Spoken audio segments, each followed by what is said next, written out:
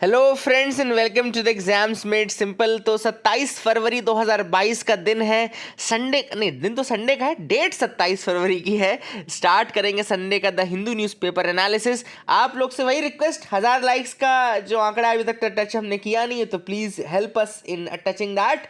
तो आज जो लोग भी वीडियो देखेंगे, please do like it, do share it among your friends as well.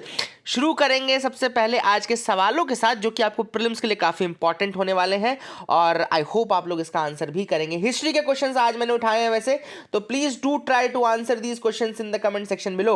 और पहला सवाल है, which of the following were the causes behind the launch of non cooperation movement. यानी कि लॉन्च जो हुआ था नॉन कोऑपरेशन मूवमेंट, उसके मेन कारण क्या थे।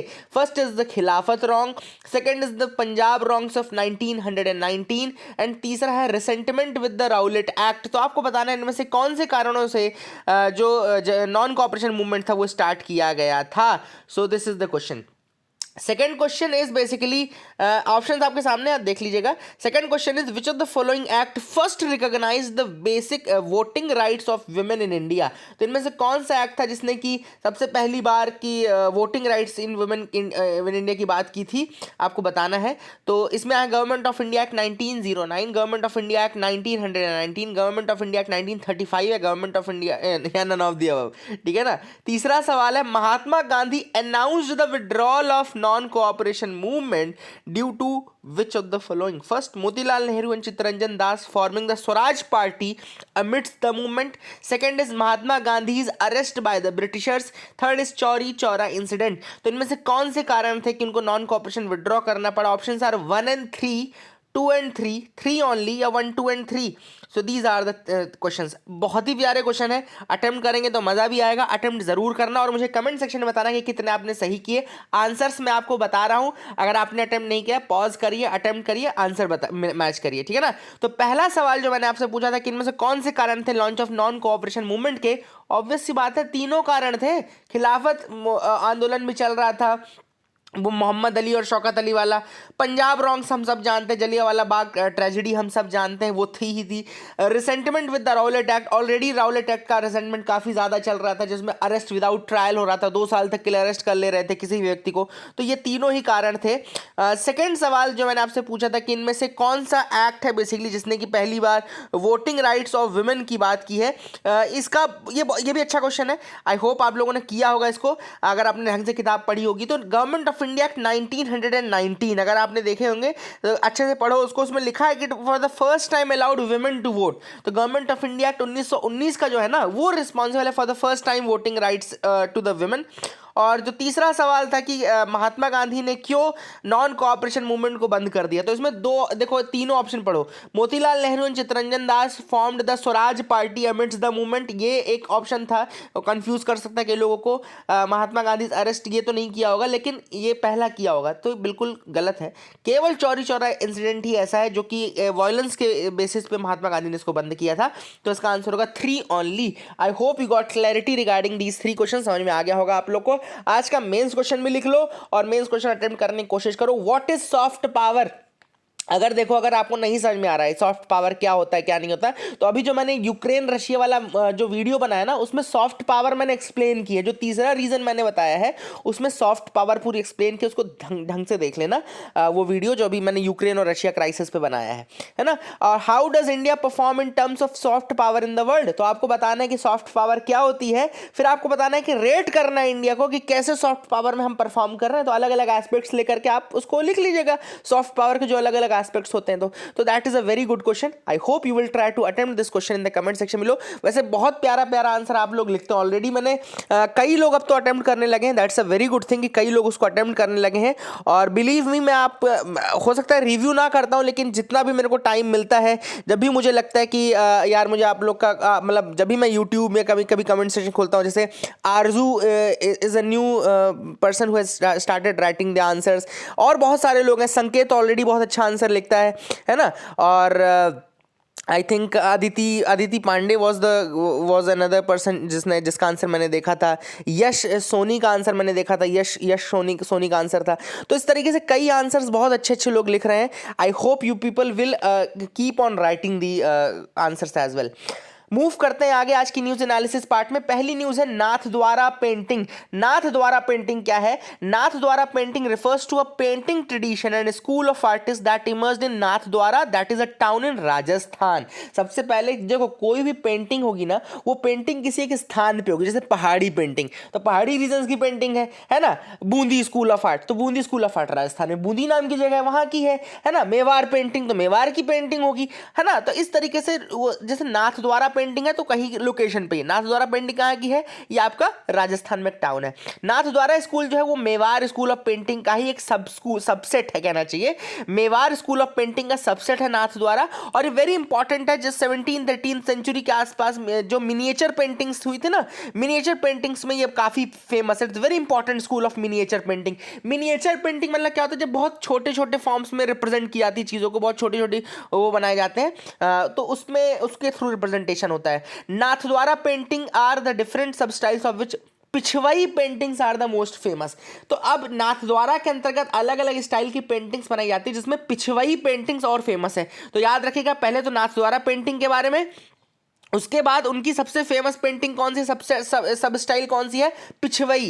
And most of the relevant work जो है वो पिछवई पेंटिंग है। इसमें एक बहुत इंपॉर्टेंट व्यक्ति है जिनका नाम है श्रीनाथ जी, ठीक है ना। श्रीनाथ जी, ये एक फॉर्म है कृष्ण का, जिसको कि रिप्रेजेंट किया जाता है, that is manifested as a 7-year-old child, that is बालक, 7-year-old बालक के रूप में श्रीनाथ जी के फॉर्म में कृष्ण को रिप्रेजेंट किया जाता है। That is the thing which is important. आपको कृष्ण जी की कहानी पता ना, जिसमें इंद्र तेज चल रहा था, इंद्र अपना वो कर रहे थे, मतलब कि हम सबको बताते हैं, भी बताते हैं। और ऐसे में फिर उन्होंने खूब बारिश लाई ऐसे जहाँ पे कृष्ण जी रहते थे, गोकुल वाले पार्ट में। और उसके बाद भगवान श्री कृष्ण ने अपनी जो छोटी उंगली होती है उससे पूरा एक पहाड़ उठा लिया था ना, गोवर्धन पर्वत जिसको उठा लिया था।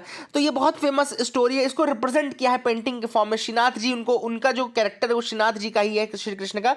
तो पिछवई पेंटिंग्स का मतलब यही होता है, that which hangs from the back. They are large devotional Hindu painted pictures, ये याद रखिएगा। And they are normally on cloth. तो जो पिछवई पेंटिंग्स है, they are normally drawn on cloth, and इसमें कृष्ण जी को रिप्रेजेंट किया जाता है। And this is the thing which is important, है ना। एक्चुअली में जब वो जो इलिटरेट रहते थे ना, जो पढ़े लिखे नहीं रहते, तो उनको कृष्ण जी की स्टोरी बताने के लिए पिछवई पेंटिंग्स का यूज किया जाता था। तो that is a very important thing. I hope you got clarity. दूसरी जो न्यूज है वो है union minister for culture inaugurated one of its kind conference on Indian temple architecture. तो इंडियन टेम्पल आर्किटेक्चर पे एक conference union minister of culture ने organise की, जिसका नाम है देवायतनम। देवायतनम, याद रखेगा, Devayatanam. This is a conference on Indian temple architecture. वैसे तो टेम्पल आर्किटेक्चर मैंने काफी ढंग से पढ़ा है, आपको डिटेल में पढ़ाया है। अगर आपको याद हो कि मैंने आर्ट एंड कल्चर के पूरे एनसीईआरटी के वीडियोस बनाए हैं। अगर आप में से कोई नया है व्यक्ति जिसने नहीं देखे हैं, तो आर्ट एंड कल्चर का आप टाइम्स आईएएस स्टैटिक में भी चल रहा है कोर्स, जो मैडम ने पूरा लिया है, और एनसीईआरटी वाला पार्ट मैंने पढ़ाया हुआ है। आप सर्च कर लेंगे तो आपको मिल जाएगा, है ना। और उसमें पूरा ये Nagara style, Dravida style, Vesara style, ये सब मैंने पढ़ाया हुआ है। तो you can see that as well, है ना। एंड ये जो देवायतनम है, it was organised by Archaeological Survey of India, Ministry of Culture के अंतर्गत। आर्कियोलॉजिकल सर्वे ऑफ इंडिया तो हम सब जानते हैं, 1861 में जो कनिंघम था उसके अंतर्गत ये बनाया गया था। इस कॉन्फ्रेंस का जो बेसिकली वो था कि it wanted to portray the journey of Indian temple architecture. तो किस तरीके से इंडियन टेम्पल आर्किटेक्चर जो वो डेवलप हुआ, वो सारी चीज़ें इसमें डिस्कस की गई, ठीक है ना। अब आपको यहाँ पे देखो लिखा, इसमें कॉन्फ्रेंस में क्या क्या बात हुई। तो Hindu temples are combination of art and science. इस कॉन्फ्रेंस की सबसे पहली बात ये थी कि इंडियन जो टेम्पल्स हैं, हिंदू टेम्पल्स हैं, they are combination of art and science, जिसमें Shilpa Shastra, Vastu Shastra, geometry and symmetry का यूज़ किया जाता है। अगर आपने देखा होगा, आप लोग जैसे घर बनवाते हैं, तो हम जैसे बहुत सारी चीज़ें देखते हैं ना कि यार साउथ फेसिंग नहीं होना चाहिए, नॉर्थ फेसिंग हो सकता है, चलो ईस्ट फेसिंग देखते हैं, वेस्ट फेसिंग देखते हैं। ये सारी चीज़ें अगर आपने देखी तो काफ़ी इंपॉर्टेंट, ये बहुत साइंटिफिक चीज़ें हैं। अगर आप देखेंगे कि घर के कौन से कोने में कौन सी चीज़ है, ये भी बहुत साइंटिफिक एक आर्ट है। और मेरा तो पर्सनली मेरा बिलीफ है, मुझे नहीं पता कि आप लोग बिलीव करते हैं कि नहीं इन दैट थिंग, कि घर का। अच्छा, आप लोग मुझे बताइएगा कि ये सब चीज़ें में आप बिलीव करते हैं कि नहीं करते, कि भैया साउथ की दिशा में सर करके नहीं सोना चाहिए या साउथ फेसिंग घर नहीं होना चाहिए, इन सब चीज़ों में आप बिलीव करते हैं कि नहीं? Do comment in the comment section, आप मुझे बताइएगा कि आप करते हैं कि नहीं। देखो मैं पर्सनली करता हूँ, मुझे ऐसा लगता है कि ठीक है, it's very necessary to look after these points as well, है ना। तो आप करते हैं कि नहीं करते? जैसे मैंने अपना जो घर अभी जो नया मैं सोच रहा था डिज़ाइन का, तो मैं यही सोच रहा था कि मैं उसको ईस्ट फेसिंग रखूँ या वेस्ट फेसिंग रखूँ या इस तरीके से रखूँ। तो आप बताइएगा कि आप क्या सोच रहे हैं, है ना। तो that's a very good question. ये इंटरव्यू का भी सवाल हो सकता है, इनफैक्ट हो ही सकता है कि पूछ ले आपसे कि आप इन चीज़ें विश्वास रखते हैं कि नहीं रखते, तो आप उसमें क्या जवाब देंगे। मेजर टेम्पल स्टाइल्स की अगर हम बात करें तो नगरा, द्रविड़ा, वेसारा हम सब जानते हैं। जैसे दशावतार टेम्पल है देवगढ़ में, ये इंपॉर्टेंट है, लिख लेना, एनसीईआरटी के सारे एग्जांपल है। दशावतार टेम्पल देवगढ़ का है, यूपी में बहुत फेमस टेम्पल है दशावतार टेम्पल, नगर स्टाइल का टेम्पल है। एंड नगरा स्टाइल आपका हिमालयाज विंध्यास के बीच में फेमस है।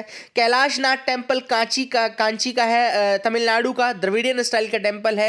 एंड ये कृष्णा कावेरी रिवर के बीच में जो द्रविड़ा स्टाइल है वहाँ पे पाई जाती काफ़ी ज़्यादा। फिर एक पापनाथ टेम्पल है, पापानाथ टेम्पल आपका कर्नाटका में, इसको क्या पढ़ते हैं मुझे नहीं पता, पापनाथ या पापानाथ जो भी आप पढ़ना चाहें पढ़ सकते हैं। ये कर्नाटका का टेम्पल है। It is an example of Vesara style. Vesara जो था वो याद रखेगा नगरा और द्रविड़ा का हाइब्रिड स्ट्रक्चर था। वेसारा टेम्पल जो था उसमें स्टार टोपोग्राफी काफी ज्यादा मिलेगी, स्टार टोपोग्राफी मिलेगी, और ये कॉम्बिनेशन था of your Nagara style and Dravida style. तो I hope you will remember that as well. तीसरी जो न्यूज है वो है धर्मा गार्डियन एक्सरसाइज के बारे में। धर्मा गार्डियन याद रखेगा आप, इंडिया और जापान के बीच की exercise. I hope you got clarity regarding that as well. अब आपको ये तो पता होगा कि यूएनएससी में वोटिंग हो गई थी अभी रिसेंटली, रशिया का जो यूक्रेन पर अटैक हुआ है उसको सेंसर करने के लिए ये वोटिंग हुई थी, और इसमें इंडिया ने अब्सटेन कर दिया वोटिंग से। आपके क्या व्यूज हैं, इंडिया को क्या करना चाहिए था? आई थिंक इंडिया के पास कोई और ऑप्शन नहीं था इसके अलावा। भले लोग इसको गलत तरीके से या क्रिटिकली एनालाइज कर रहे होंगे, लेकिन अगर आप ढंग से सोचो तो India is walking in a very tight रोप। और इंटरनेशनल रिलेशन में एक चीज हमेशा याद रखना, एक बहुत इंपॉर्टेंट लाइन है जो आप कभी भी लिख सकते हो आंसर राइटिंग में, कि in international relation there are no permanent friends, there are no permanent enemies, only permanent interest. और इंडिया को भी अपने इंटरेस्ट के अकॉर्डिंग ही काम करना चाहिए, और वही आई थिंक इंडिया ने किया भी है in this regard.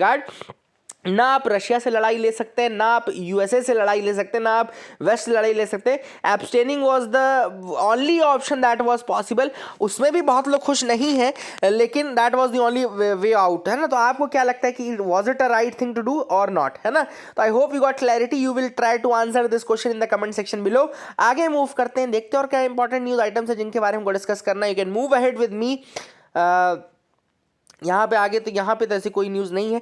Judiciary need more high court जजेस, नॉट जस्ट मनी। तो यहाँ पे चीफ जस्टिस का कहना है कि हमको पैसा नहीं चाहिए, now we want to fill out the vacancies. जो वैकेंसीज है हाई कोर्ट की, जो वैकेंसीज हैं वो हमको फुलफिल करनी है, और उनको अर्जेंट बेसिस में करनी है, क्योंकि जो इशूज़ है जुडिशरी के साथ उसमें सबसे बड़ा नंबर ऑफ पेंडिंग केसेस। और जो नंबर ऑफ पेंडिंग केसेस है वो कैसे दूर हो सकते हैं? वो तभी दूर हो सकते हैं जब आपकी वैकेंसी फुलफिल रहे, आपके कोर्ट्स में जितनी रिक्वायरमेंट है उतने जजेस आपके पास रहे, है ना। तो that is the thing. Judicial infrastructure तो ठीक, वो भी इंपॉर्टेंट है, लेकिन ऑलरेडी जुडिशियल इंफ्रास्ट्रक्चर तो चाहिए ही चाहिए, लेकिन आपको जजेस और ज़्यादा चाहिए। The chief justice of India ने गवर्नमेंट से कहा कि सिर्फ फंड्स एलोकेट करते रहेंगे तो वो ठीक नहीं है, इंफ्रास्ट्रक्चर बनाओ, और सबसे पहली बात तो आप उनकी जो वैकेंसीज है उसको पूरा करो, है ना। और ज़्यादा टैलेंट्स को लेकर के आओ, और ज़्यादा इन सब चीज़ों को लेकर के आए। आप अप्रूवल नहीं देते, जैसे कई बार क्या है, गवर्नमेंट को कोलिजियम सिस्टम के नाम गए, बट बहुत दिनों तक वो अप्रूवल ही नहीं होता, है ना। अप्रूवल नहीं होगा तो वो चीज़ आ नहीं पाएगी, इसलिए ये सारे इशूज़ भी हैं जुडिशरी के साथ, जो कि यहाँ पे आपको मैं बता रहा था। आगे मूव करते हैं, देखते हैं और क्या इंपॉर्टेंट न्यूज आइटम्स है। वेट फॉर चीता टू गेट लॉन्गर। अब आप सबको पता है कि चीता जो है हमारे, अच्छा मैं कल एक इंटरव्यू देख रहा था, बहुत अच्छा, रैंक 13 का इंटरव्यू था। No offence to that person, but जैसे उससे इंटरव्यू में दृष्टि का आई थिंक इंटरव्यू चल रहा था, मॉक इंटरव्यू था, तो उससे इंटरव्यू में पूछा कि टाइगर को हिंदी में क्या कहते हैं। ऐसा क्वेश्चन पूछा जा सकता है, ऐसा नहीं कि वो नहीं पूछा सकता। टाइगर को हिंदी में क्या कहते हैं, तो that girl answered that it is called चीता, है ना। तो चीता नहीं कहते हैं, टाइगर को हिंदी में बाघ कहते हैं, ठीक है ना। टाइगर को हिंदी में क्या कहते हैं? बाघ कहते हैं। तो बाघ और चीता इज डिफरेंट, चीता चीता ही कहते हैं, ठीक है ना। बाघ और चीता में अंतर होता है। बाघ हमारे देश में बहुत है, चीता हमारे यहाँ एक्सटिंक्ट हो गया 1952 में, याद रखिएगा।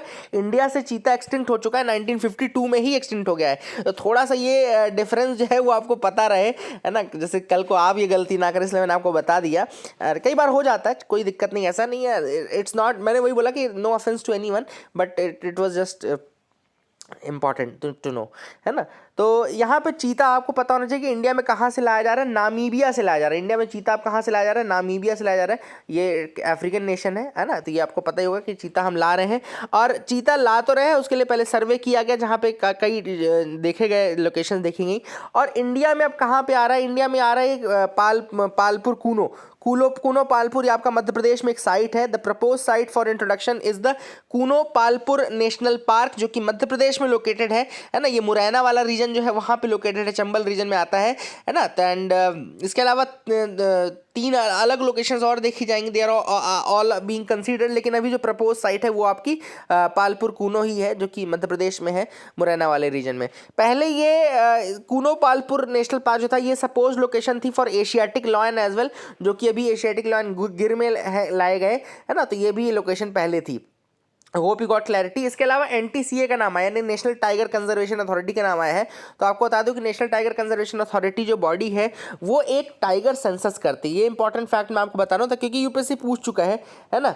तो ये आपको बता दूं कि ये एक टाइगर सेंसस करती है जो हर 4 साल में होता है। नेशनल टाइगर कंजर्वेशन अथॉरिटी एक टाइगर सेंसस करती है जो कि हर 4 साल में होता है, ये आपको पता होना चाहिए। इसके अलावा एनटीसीए एक स्टैट्यूटरी बॉडी है। ये 2005 में बनाई गई थी, याद रखिएगा 2005 में बनाई गई थी। ये 2005 में बनाई गई थी, स्टैट्यूटरी बॉडी है। और ये कौन से एक्ट के अंतर्गत आती है, ये आती है वाइल्ड लाइफ प्रोटेक्शन एक्ट 1972 के अंतर्गत। वाइल्ड लाइफ प्रोटेक्शन एक्ट 1972 के अंतर्गत ये आती है। और प्रोजेक्ट टाइगर जो है ना, प्रोजेक्ट टाइगर जो कि एक सेंट्रली स्पॉन्सर्ड स्कीम है, आपको याद होगा प्रोजेक्ट टाइगर एक सेंट्रली स्पॉन्सर्ड स्कीम है, उसको भी मॉनिटर भी यही कर रही है ना। तो ये सारी चीजें आपको फैक्ट्स बेसिकली पता होना चाहिए। और 2005 में बनी थी, और 2005 में बनी थी टाइगर टास्क फोर्स का रिकमेंडेशन था। टाइगर टास्क फोर्स बनाई गई थी जिसने रिकमेंड किया था एनटीसीए को बनाने का। उसके रिकमेंडेशन के बेसिस पे एक स्टैट्यूटरी बॉडी के रूप में 2005 में इसको बनाया गया। I hope you got clarity regarding that as well. अब यहाँ पे French seizes Russian bound ships violating EU sanctions, है ना। तो अब रशिया के कुछ शिप्स को फ्रांस ने पकड़ लिया है, वही सारी चीज़ें चलेंगी। अब वहाँ पे सैंक्शंस लगा दिया है, उनके शिप्स को गुजरने नहीं देंगे, और ये सब उनको पकड़ लेंगे, उनको एयर स्पेस नहीं देंगे, ये सारी चीज़ें होंगी। अभी देखते हैं इनको किस तरीके से दूर करता है रशिया। आगे देखते हैं, यहाँ टाइम डायलेशन का कंसेप्ट लिखा हुआ, तो let me tell you the time dilation concept. तो टाइम डायलेशन एक फिनोमिना है which was predicted by Albert Einstein. Time dilation is a phenomena which was predicted by Albert Einstein, and it refers to stretching of time intervals when moving at high speeds or passing near intense gravitational fields। जब आप intense gravitational fields के पास से गुजरते हो, या फिर आप जब बहुत तेज स्पीड से वहां से गुजरते हो, तो यहाँ पे क्या होता है कि time stretching of the time interval, जो टाइम इंटरवल है वो स्ट्रेच हो जाता है।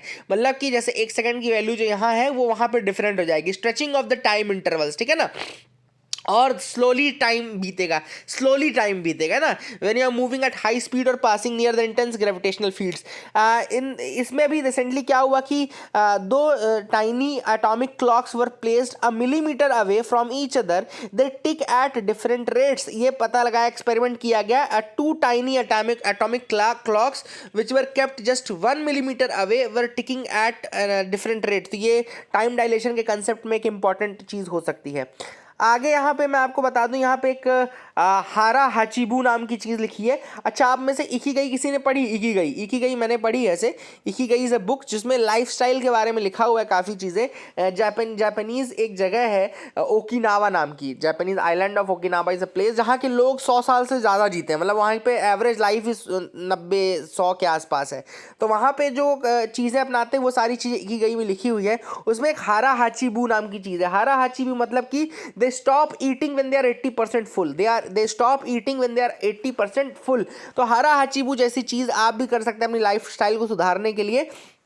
यही सारी चीज़ें, ये चीज़ें लिखी गई हैं। और हम ग्लूकोज को स्टोर करते हैं in the form of glycogen in the liver. एक और फैक्ट यहाँ पे बॉडी के बारे में लिखा था, तो मैं आपको बता देता हूँ कि हम जो ग्लूकोज को स्टोर करते हैं that is stored in the form of glycogen in the liver, and the energy demands of the body are met from this reservoir only. तो बॉडी डिमांड जो है एनर्जी की वो इस रिजर्वायर के थ्रू ही फुलफिल होती है। आई hope you got clarity regarding that. Russia Ukraine conflict what history shows. अब यहाँ पे इस आर्टिकल में जो 1991 का इंटीग्रेशन है ना रशियन का, वो बहुत अच्छे से एक्सप्लेन किया गया है, ठीक है ना। तो मैं आपको पहले बता दूं, यहाँ पे देख लो, लिख लो देखो अभी रिसेंटली क्या हुआ, प्रेसिडेंट जो रशियन प्रेसिडेंट व्लादिमीर पुतिन ने क्या किया, डोनेस्क और लुहांस्क जिनको मिला करके क्या बनता है, डॉनबास रीजन, डॉनबास इसी को मिला करके बनता है, इनको इंडिपेंडेंट स्टेट मान लिया गया है ना। और व्लादिमीर पुतिन ने लेनिन को ब्लेम किया था, who was the leader of 1917 Bolshevik revolution, for the disintegration of what he called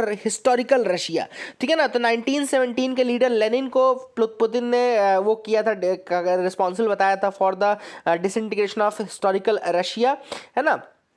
यहाँ पे लेनिन का आइडिया था, लेनिन का जो आइडिया था वो लिख लो आप लोग कि लेनिन का आइडिया था building the country on the principles of autonomisation, autonomisation के प्रिंसिपल्स, यानी कि the right of self determination, मतलब कि कंट्रीज को उन्होंने राइट ऑफ सेल्फ डिटर्मिनेशन दे रखा था और ऑटोमनाइजेशन के बेसिस पे ही उन्होंने कंट्री का फॉर्मेशन किया था। And eventually this led to the fall of union soviet socialist republic. ये पुतिन का कहना है कि जो पॉलिसी ऑफ ऑटोमनाइजेशन फॉलो की गई थी ना, यही रिस्पॉन्सिबल थी एक्चुअली में for the breakaway of the Soviet socialist Republic, Soviet socialist Republic का ब्रेकअवे का रीजन यही था। ठीक है ना, तो यहाँ पे ये सारी चीजें यहाँ पे बताई गई ऑथर द्वारा। अब यहाँ पे देखो, अगर आपको 1991 का डिसइंटीग्रेशन समझना है तो सबसे पहले समझना पड़ेगा 1979 में सोवियत यूनियन ने अपनी ट्रूप्स अफगानिस्तान भेजी थी। ठीक है ना, सोवियत यूनियन ने अपनी ट्रूप्स अफगानिस्तान भेजी थी और 10 साल तक वहां लड़ने के बाद, यानी कि 1989 तक लड़ने के बाद, जहां पे यूएस, पाकिस्तान और सऊदी अरेबिया ऑलरेडी थे, वहां पे उनका पूरा रिसोर्स गया, वहां पे उनकी पूरी एनर्जी गई। 1989 में फिर उनको वापस विड्रॉ करना पड़ा। उस समय वहां पे जो लीडर थे उनका नाम था मिखाइल गोब्राचेव। आपको पता होना चाहिए कि वहां पे लीडर कौन था, मिखाइल गोब्राचेव नाम के लीडर थे, और वो बहुत ज़्यादा स्ट्रांग लीडर नहीं थे, ऑलरेडी बहुत ज़्यादा स्ट्रांग लीडर नहीं थे। इसके बाद धीरे धीरे वहाँ पे अगर आपने देखा हो कि जो इन जून 8 प्रोटेस्ट वहाँ पे शुरू हो गए, हंगरी में, ईस्ट जर्मनी में, बुल्गारिया में, चेकोस्लोवाकिया में, रोमानिया में। 1989 में एंटी कम्युनिस्ट सॉलिडारिटी मूवमेंट, जिसको लेक वेल्सिया ने स्टार्ट किया था, है ना, और वो पोलैंड में जीत करके आ गया, है ना, that was the thing. And वहाँ पे फिर जो कम्युनिस्ट रूल था वो फॉल कर गया, है ना। तो लेक वेल्सिया जो थे वो 1989 में जीते पोलैंड में, और फिर वहाँ पे कम्युनिस्ट रूल को एंड किया। और इसके बाद जो ईस्टर्न ब्लॉक वाली जगह थी, वहां पे एक चेन रिएक्शन टाइप की चीज शुरू हो गई, है ना। And fall of Berlin wall, हमको पता है, जो ईस्ट बर्लिन और वेस्ट बर्लिन के बीच में जो बर्लिन वॉल थी उसको गिराया गया और जर्मनी का पूरा यूनिफिकेशन हुआ। तो ऐसे में जो कंट्रीज थी वो और ज्यादा वेस्ट की तरफ, मतलब कैपिटलिज्म की तरफ जाने के लिए वो हो गई। तो धीरे धीरे जो ये ब्रेकअवे पॉइंट्स थे ये आने लगे in the Soviet union also. और फिर उसके बाद हमने देखा कि छोटी कंट्री, आई थिंक लिथुआनिया से स्टार्ट हुआ था, एस्टोनिया से स्टार्ट हुआ था 1988 में। Estonia which was a tiny republic on the Baltic coast, इसको बाल्टिक कंट्री भी कहा जाता है, इसीलिए एस्टोनिया जो थी, it became the first Soviet administrative unit to declare state sovereignty inside the union। तो यूएसएसआर के अंदर पहली जो कंट्री थी जिसने की soviet administrative unit to declare state sovereignty, वो थी 1988 में एस्टोनिया। इसके बाद 1990 में Lithuania, it became the first to declare independence from the USSR, है ना। तो एस्टोनिया जो थी, it was a republic, it was a republic too, जिसने की कहा कि became the first sovereign soviet administrative unit to declare state sovereignty inside the union. मतलब ये यूनियन के अंदर रह करके स्टेट सॉवरेनिटी इसने डिक्लेयर की थी, यूनियन के अंदर रह करके। लेकिन लिथुआनिया ने तो भैया बोला कि इंडिपेंडेंस फ्रॉम द यूएसएसआर, है ना। इसलिए जो ओल्ड रिजीम थी फिर फॉल करना शुरू कर गई, और मिखाइल गोब्राचेव के अगेंस्ट एक मतलब उन्होंने वो भी कू भी करने की कोशिश की थी, लेकिन वो कू जब फेल हो गई तो मिखाइल गोब्राचेव ऑलरेडी वीक थे, और ज़्यादा वीक हो गए। और फिर फाइनली जो उन्होंने ये एक कौन सा बेला वेजा, ये लिख लो, ये लिख लो, Belavezha declaration, Belavezha declaration. ये एक्चुअली डिक्लेरेशन है जिसने कि finally Belavezha declaration is the declaration जिसमें फाइनली ये बोला गया कि भैया अब USSR as entity does not exist. मतलब यूएसएसआर का एंड जो है वो एक्चुअली में बेला वेजा अकॉर्ड, बेला वेजा अकॉर्ड, याद रखेगा, बेला वेजा अकॉर्ड के थ्रू ही इसका जो फॉल हुआ फाइनली वो सबमिट हुआ था, ठीक है ना। और यूएसएसआर का जो फॉर्मेशन था ना, याद रखिएगा 1922 में एक ट्रीटी थी, 1922 में एक ट्रीटी थी जिसका नाम था new union treaty. New union treaty जो थी उसके बेसिस में ही ये बनाई गई थी 1922 में 1922 में न्यू यूनियन ट्रीटी के अंतर्गत ये बनाया गया था आपका यूएसएसआर, याद रखेगा, है ना। एंड बेला वेजा अकॉर्ड के थ्रू फिर इसको फाइनली ब्रेक डाउन किया गया। अभी अगर हम देखें तो जब सोवियत यूनियन टूटा तो उसमें जो 9 मेंबर्स थे, 9 मेंबर्स ऑफ द सीआई यानी कि कॉमनवेल्थ ऑफ इंडिपेंडेंट स्टेट्स जो है, Armenia, Azerbaijan, Belarus, Kazakhstan, Kyrgyzstan, Moldova, Russia, Tajikistan, Uzbekistan. तो और यहाँ पे एसोसिएट मेंबर है तुर्कमेनिस्तान। यहाँ पे रशिया का काफ़ी इन्फ्लुएंस है और कलेक्टिवली रशिया ने एक सिक्योरिटी ऑर्गेनाइजेशन बनाया जिसका नाम है CSTO, collective security treaty organisation, जिसको CSTO बोलते हैं। इसमें CSTO के अंतर्गत आते हैं आपके Armenia, Belarus, Kazakhstan, Kyrgyzstan and Tajikistan. तो कौन कौन से मेंबर आते हैं CSTO में? Armenia, Belarus, Kazakhstan, Kyrgyzstan, Tajikistan, ठीक है ना। और रशिया तो ऑब्वियस सी बात है, रहेगा ही रहेगा। इसके अलावा जब ये फ्री हुए, इसमें 3 बाल्टिक कंट्रीज थी जिसमें लातविया, लिथुआनिया एंड एस्टोनिया जो है ये बॉर्डर शेयर करती है रशिया के साथ, लेकिन ये नाटो मेंबर हैं 2004 से। याद रखिएगा, Latvia, Lithuania, Estonia, they are all NATO members since 2004। तो ये भी आप याद रखिएगा, इक्वेशन बहुत ज़्यादा टफ है यहाँ पे। और अभी जॉर्जिया और यूक्रेन को मेंबरशिप के लिए गया था, 2008 से गया है। तो ये एक रीज़न था कि क्यों रशिया नहीं चाहता था कि अब और एक्सपेंशन हो। जबकि जब USSR का डिसइंटीग्रेशन हुआ था ना, तब नाटो ने ये कसम खाई थी कि हम आपके रीजन में नहीं आएंगे, मतलब हम आपके साथ जो कंट्रीज बॉर्डर शेयर करती वहां पे नहीं घुसेंगे। तो ये चीज ऑलरेडी हुई थी, उसके बाद भी नाटो ने अपनी कसम तोड़ी इसके लिए, इसलिए ये परेशान है। अगली जो न्यूज़ है वो MIIs के रिगार्डिंग है। MII अभी रिसेंटली सेबी ने कहा कि NSE जो है वो एक systemically important market infrastructure institution है। तो MII क्या होता है? Market infrastructure institution. क्या है MII? मैं आपको बता दूं, जैसे स्टॉक एक्सचेंज होते हैं, डिपॉजिटरीज होंगे, क्लियरिंग हाउसेज होंगे, ये सारे मार्केट इंफ्रास्ट्रक्चर इंस्टीट्यूशंस में आते हैं, ठीक है ना। स्टॉक एक्सचेंजेस हो गए, डिपॉजिटरीज हो गए, क्लियरिंग हाउसेज हो गए, ये सारे मार्केट इंफ्रास्ट्रक्चर इंस्टीट्यूशंस में आते हैं and they are very important for a nation's economic infrastructure. तो नेशन के जो इकोनॉमिक इंफ्रास्ट्रक्चर बहुत इंपॉर्टेंट रोल प्ले करते हैं।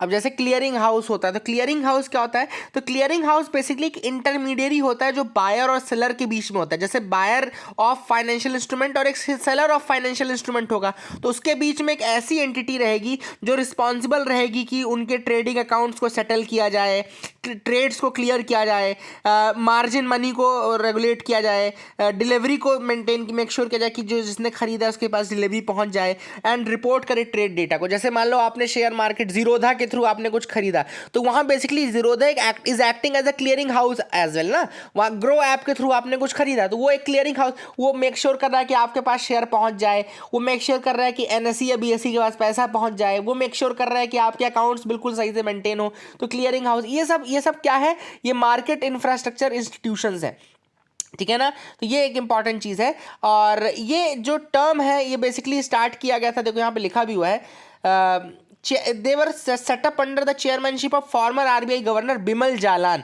बिमल जालान कमेटी के अंतर्गत इनको बेसिकली की part of national economic infrastructure बनाया गया था। एक पैनल बनाया गया था विमल जालान के अंतर्गत to examine the issues arising from the ownership and governance of MIIs। तो एक कमेटी थी जो कि बिमल जालान कमेटी थी, जिसने कि MIIs यानी कि मार्केट इंफ्रास्ट्रक्चर इंस्टीट्यूशंस के ओनरशिप एंड गवर्नेंस को लेकर के उनके बारे में देखा था एंड समझा था कि क्या क्या प्रॉब्लम्स आ सकती हैं, क्या क्या प्रॉब्लम्स है ना। एंड वेल फंक्शनिंग MIIs, मतलब जो हमारे मार्केट इंफ्रास्ट्रक्चर इंस्टीट्यूशंस हैं उनका सही से काम करना बहुत ज़्यादा ज़रूरी है। हम सब जानते हैं ये चीज़, है ना। अगर हम ये सही से काम नहीं करेंगे तो एक डोमिनो इफेक्ट शुरू हो जाएगा जो कि मार्केट को बहुत ज़्यादा नुकसान पहुँचा सकता है। तो ये बहुत इंपॉर्टेंट चीज़ है कि अगर आप सही से ना काम करें MIIs तो बहुत ज़्यादा एक नुकसान पहुँच सकता है to the entire economy. And इनका कोलैप्स अगर होगा तो ऑब्वियस सी बात है वो कोलैप्स आपको पूरे मार्केट में देखना पड़ेगा। और ऑब्वियस सी बात है NSE और इस तरह की चीज़ें हैं, तो that is a very important thing. अब यहाँ पे एक याद रखिएगा, अभी रिसेंटली NSE की जो MD और CEO थी चित्रा रामकृष्णा के ऊपर बहुत सारे एलिगेशंस लगाए गए हैं और अभी सेबी चेक भी कर रहा है कि चित्रा रामकृष्णा ने क्या गलत काम किए हैं। क्या उन्होंने ऐसा कहा जा रहा है कुछ एलिज्ड इन्फ्लुएंस आ गई थी, एक मिस्टीरियस योगी के इन्फ्लुएंस में आ गई थी, और कुछ बहुत ही कॉन्फिडेंशियल जो इंटरनल NSE की इन्फॉर्मेशन है वो एक अननोन पर्सन के साथ शेयर कर दी है। तो अब ये सारा मैटर देखा जा रहा है, इसीलिए ये MII वाला आर्टिकल भी इसीलिए आया था कि इस तरीके से अगर लोग सही नहीं मिलेंगे तो MIIs फेल हो जाएंगे, है ना। अब यहाँ पे एक टर्म आएगा इस आर्टिकल में, जो केवल टर्म आपको जानना ज़रूरी है, इशू तो आप समझ गए, चित्रा रामकृष्णा का इशू समझ गए। अब इशू यहाँ पे एक को लोकेशन नाम की चीज़ होती है। को लोकेशन क्या होता है? को लोकेशन का मतलब होता है बेसिकली कि जब आप देखो यहाँ पे लिखा है In 2009, NSE started to offer co-location services to the member of exchanges. Co-location allows a member to set up his server in a specifically earmarked data center within the NSE's exchange premises for certain price. तो मान लो ये NSE का premise है, मान लो ये NSE का एक office है, नेशनल स्टॉक एक्सचेंज का एक ऑफिस है। अब आपने किसी दूसरी प्राइवेट बॉडी को यहाँ पे सर्वर इस्टेब्लिश करने की परमिशन दे दी, है ना। आपके ट्रेडिंग सेंटर से अलग, ट्रेडिंग सेंटर अलग है, वहाँ से अलग आपने उसी कैंपस के अंतर्गत आपने सर्वर यूज़ करने की परमिशन दे दी और कहा कि ठीक है, आप एक इतने प्राइस पे अगर आप चाहें तो यहाँ पे आप इसका यूज़ कर सकते हैं। तो वही है को लोकेशन का मतलब होता है when you offer a member to set up his server in a specifically earmarked data centre. आपने अपने डेटा सेंटर में सर्वर स्टेब्लिश करने की परमिशन दे दी जो कि एनएससी एक्सचेंज प्रीमाइसेस में ही है, एक सर्टेन प्राइस, मतलब उसको जगह दे दी कुल मिलाकर के उसका सर्वर सेटअप करने की, अपने ट्रेडिंग से अलग हट करके आपने एनएससी एक्सचेंज प्रीमाइसेस के अंदर ही दे दी एक सर्टेन प्राइस। इसको बोलते हैं को लोकेशन सर्विसेज। तो क्या को लोकेशन सर्विसेज वो है मतलब कि इलीगल है? नहीं, को लोकेशन सर्विसेज इलीगल नहीं है। बहुत सारी कंट्रीज में ये चीज़ होती है, लेकिन क्या होता है कि कई जगहों पे इसका फिर मिसयूज होने लगता है और मैनिपुलेट कर लिया जाता है। जैसे जो लोग एस्टैब्लिश कर रहे हैं, मान लो उन्होंने ट्रेडिंग सेंटर के एनएससी के किसी इंप्लॉय साथ मिल करके उसको इंटरसेप्ट कर लिया या उसको मिसयूज करने लगे, ये सारी चीज़ें हो सकती हैं यहाँ पे। तो ये इंपॉर्टेंट चीज़ें आपको पता होनी चाहिए। आई होप यू गॉट क्लैरिटी, आपको को लोकेशन सर्विस समझ में आ गए होंगे। तो that is it for the day friends. I hope you like the video, please like and subscribe, keep loving us, keep sharing us. Thank you, have a nice day.